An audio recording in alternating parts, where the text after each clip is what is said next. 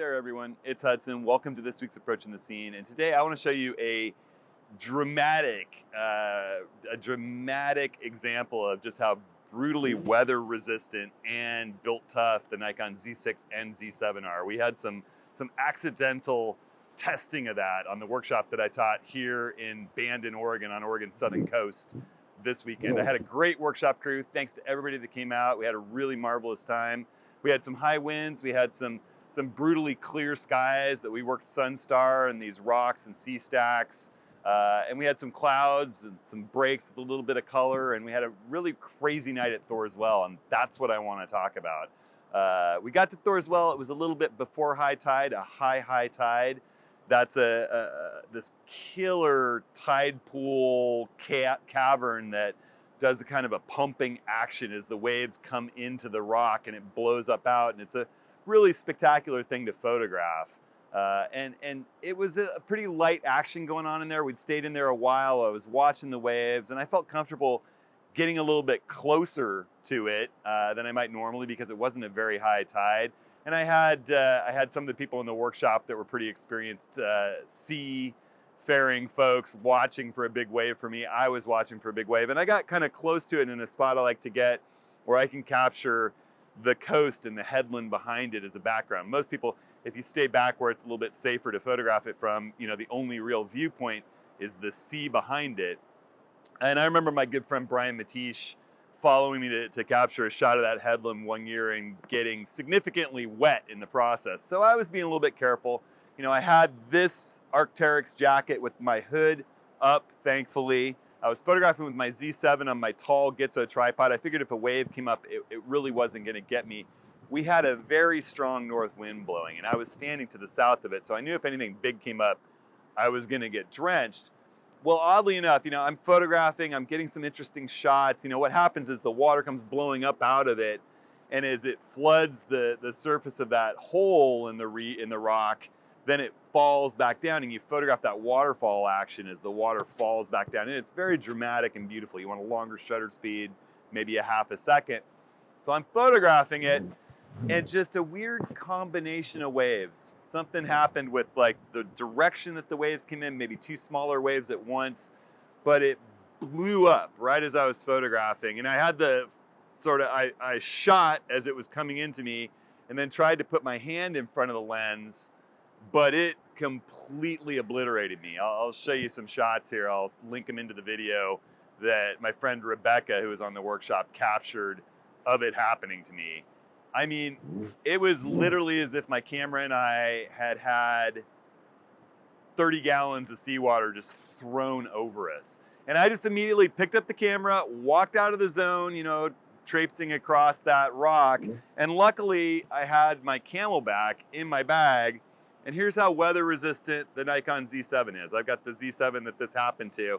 I took my Camelback and literally just immediately started pouring fresh water over the entire surface of the camera. I completely hosed it down immediately with fresh water because salt water is so corrosive.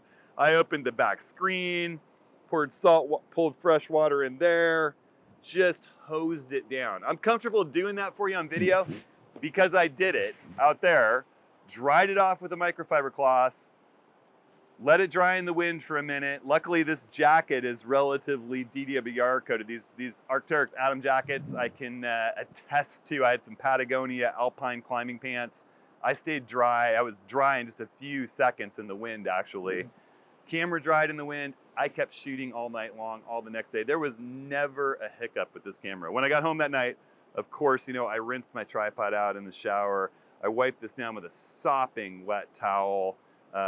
Completely let it sit by the air conditioner through the night in the hotel just to dehumidify. And I'll do that again in the van on my drive home to Portland from here today. But never a hiccup with this camera. The weather sealing is amazing. It was the 24-70 f4 on there at the time. You know, of course I opened it up, poured water right into that lens barrel like I'm doing right now. Make sure you guys can see. No problem whatsoever. Unfortunately, during the workshop, my good buddy Charlie, who's just an awesome guy that was on the workshop, lives here in Port Orford, so he's kind of a local. He had the wind blow his tall tripod. He had the Robust 5570, knocked it over with his Z6 on it. You know, he went to get something out of his bag, a huge wind whipped up. He didn't have any weight in the tripod, even though it's a big sturdy tripod we were all working. I'd say the wind was gusting to 35 occasionally. And it blew his tripod down, came down on the lens, it came down, kind of hit on the grip right by the shutter button and the front edge of his 24-70 Nikon f4, the same lens as I've got on here.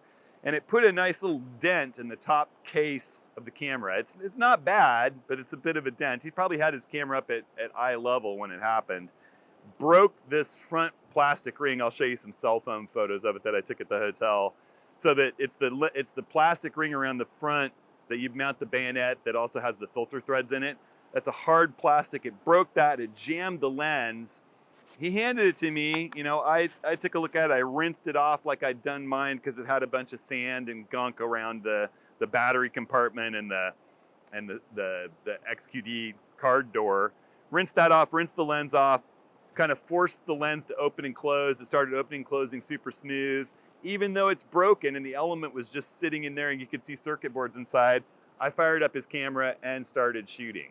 Now, it stopped flipping automatically between the viewfinder and the LCD on the back. That display switching sort of stopped, but we took the eyepiece off, put it back on, and that started working perfectly too. So the only thing he's got to do is get the front of his lens repaired. But the amazing thing was, it was still focusing perfectly, still stopping down, still shooting perfectly. Everything kept working perfectly on both the Z6 and the Z7. So pretty darn amazing build on these new mirrorless cameras. And yeah, I've got true accidental evidence of it. You know, I've been out shooting in wind with sand and had a light rain come over the Z6 while I was doing some filming up in Cannon Beach at my workshop about 2 months ago.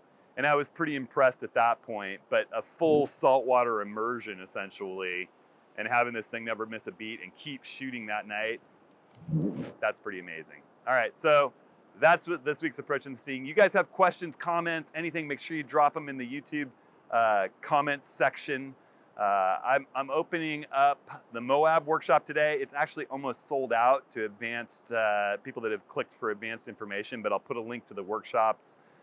Again, if you're interested in gear, I put links to all of my gear in the description in YouTube if you click read more. Thanks everybody for supporting the channel. I'm having a ton of fun doing this series. We'll see you next week.